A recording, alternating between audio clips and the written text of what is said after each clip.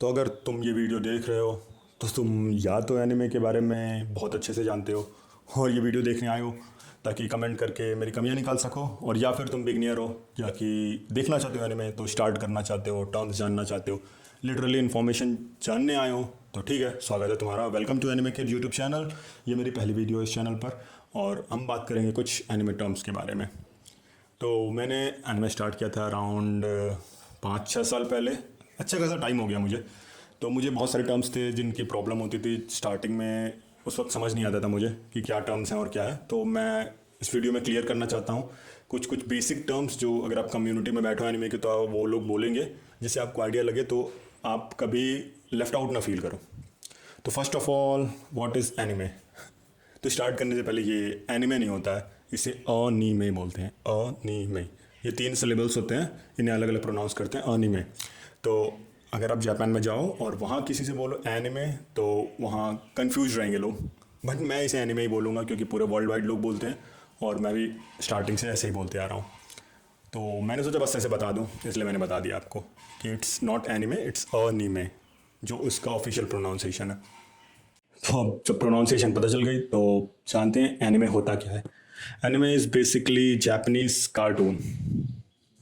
रुक जाओ रुक जाओ रुक जाओ, मुझे पता है तुम लोग गालियाँ देने आओगे, but it is what it is. वो जापानीज कार्टून ही है। देखो, जापान में मूवीज़ वगैरह उतनी नहीं बनती, तो वहाँ के जो प्रोडक्शन हाउसेज होते हैं वो कार्टून्स को बनाते हैं और वही एनिमे हम उन्हें पूरे वर्ल्ड वाइड जानते हैं। अब नॉर्मल कार्टून्स और एनिमे में क्या डिफरेंस है? वो ये है कि देखो, नॉर्मल कार्टून्स बहुत ज़्यादा हाई लेवल, मतलब बहुत ज़्यादा कॉम्प्लिकेटेड नहीं होते हैं, बहुत ज़्यादा कॉम्प्लेक्स स्टोरी लाइन नहीं होती है, बहुत ही सिंपल स्टोरी लाइन होती है उनकी। और एनिमे में मोस्टली ब्लड शेड ज़्यादा होता है, थोड़े एज रिस्ट्रिक्शंस भी कम होते हैं, और एज रिस्ट्रिक्शंस ज़्यादा होते हैं, आई थिंक, हाँ ज़्यादा होते हैं। कार्टून्स छोटे बच्चे देखते हैं और ये मोस्टली टारगेट करता है यूथ ऑडियंस को और फिर हायर लेवल के ऑडियंस को। मतलब एक तरीके से बहुत बड़ी ऑडियंस होती है इसकी, ये सिर्फ बच्चों को टारगेट करता है। तो आप जानते ही हो एनिमे होता क्या है, अब इसमें बहुत डिटेल में नहीं बताना मुझे। हम चलते हैं हमारे दूसरे टर्म की तरफ, जो कि है मांगा। अब मांगा क्या होता है? मांगा इज़ बेसिकली कॉमिक्स। अगर आप इंडिया में रहते हो तो आपको पता होगा कि इंडिया में भी बहुत सारे ऐसे कॉमिक्स हैं हमारे। जैसे आपने मार्वल कॉमिक्स सुना होगा, मार्वल कॉमिक्स का विजुअल एडाप्टेशन जो था, डिजिटल एडाप्टेशन, उसको हम मार्वल सिनेमैटिक यूनिवर्स बोलते हैं। वैसे ही जो मांगा होती है कॉमिक्स, जो ऑथर लिखता है उसका जो डिजिटल एडाप्टेशन या फिर विजुअल कॉमिक एडाप्टेशन बोल सकते हो, तो एनिमेटेड एनिमेटेड सीन्स जो होते हैं उसको एनिमे बोलते हैं। और हमारे इंडिया में भी बहुत सारे ऐसे कॉमिक्स हैं जिन्हों कभी रिकग्निशन उतनी नहीं मिल पाई, बट मैं बचपन में बहुत पढ़ता था। उम्मीद है आप लोगों ने भी सुना होगा। राज कॉमिक्स एक बहुत ही फेमस कॉमिक्स थी जिसे मैं पढ़ता था। उसमें बहुत सारे कैरेक्टर्स थे, जैसे नागराज, डोगा, ध्रुवा, ऐसे मुझे याद है जहाँ तक। तो कुछ कुछ कैरेक्टर्स ऐसे नाम याद है। तो ये सब कैरेक्टर्स थे और आपने ऐसे सुना होगा चाचा चौधरी वगैरह, ये सब कॉमिक्स भी थी। अब इन दोनों टर्म्स के बारे में डिस्कस कर चुके हैं, तो हम अपने तीसरे टर्म के बारे में डिस्कस करते हैं, जो कि है ओटाकू।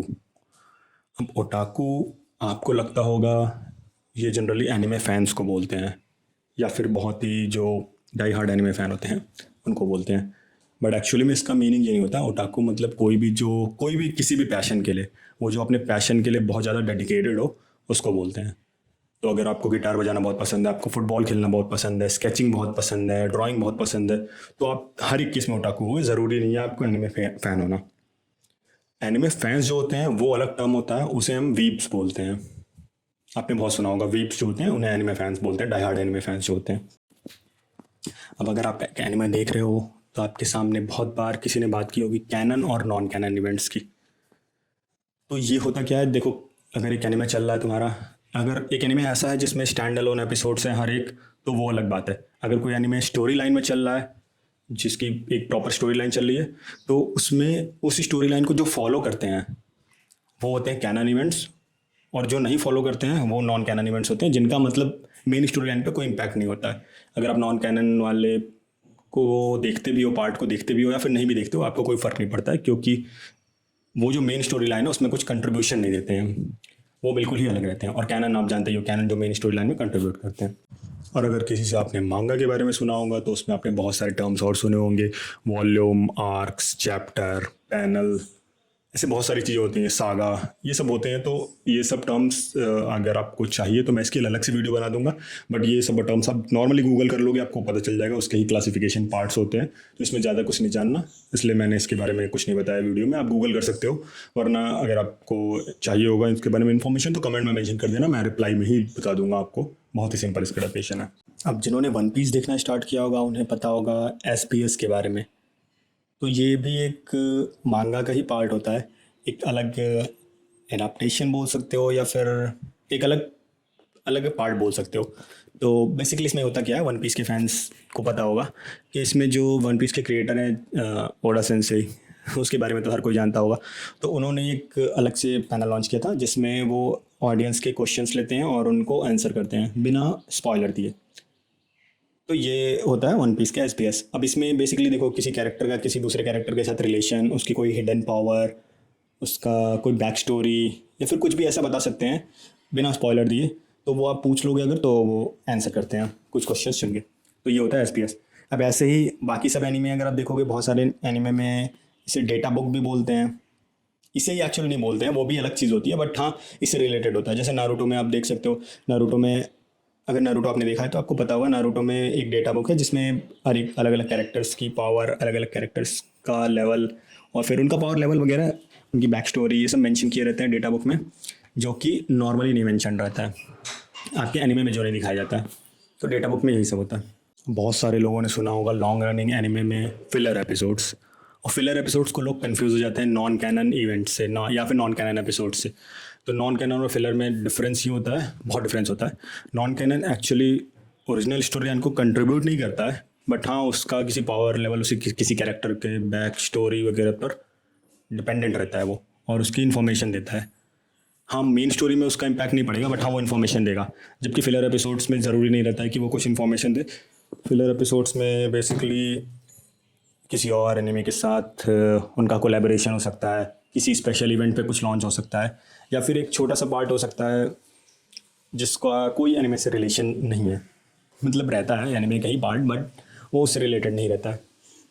अगर आप फिलर एपिसोड्स देखोगे तो तुमको आइडिया लग जाएगा। फिलर एपिसोड्स को बनाने का रीज़न यही होता है कि अगर आप लॉन्ग रनिंग एनिमे चला रहे हो और उसमें मांगा और एनिमे एक टाइम पर होता है, एपिसोड्स रिलीज़ होते होते एक जगह पर कॉट अप कर लेते हैं, तो दोनों एक लाइन में है। अब कुछ टाइम लगता है और उस वजह से प्रॉब्लम होती है, तो हम कुछ फिलर एपिसोड्स निकालते हैं जिसमें मांगा को और टाइम मिल जाता है आगे बढ़ने का, और स्टोरी लाइन ज़्यादा आगे नहीं जाती है। आपने बहुत सारे एनिमेज़ में टर्म सुना होगा OVA। अब OVA क्या होता है? OVA का फुल फॉर्म होता है ओरिजिनल वीडियो एनिमेशन। अब ये असल में कैनन इवेंट ही रहता है जहाँ तक मुझे पता है, हो सकता है मैं गलत भी हूँ तो मुझे कमेंट में बता देना, बट जहाँ तक मुझे पता है ये कैनन इवेंट ही होता है। बट हाँ इसमें थोड़ा सा डिफरेंस रहता है। देखो जापान में एनिमे जो रिलीज़ होते हैं उनका रूल रहता है, एक्चुअली 52 वीक्स होते हैं एक साल में, और उन्हें हम 4 पार्ट में डिवाइड करते हैं, तो लगभग 4 सीजन 13 वीक्स ईच।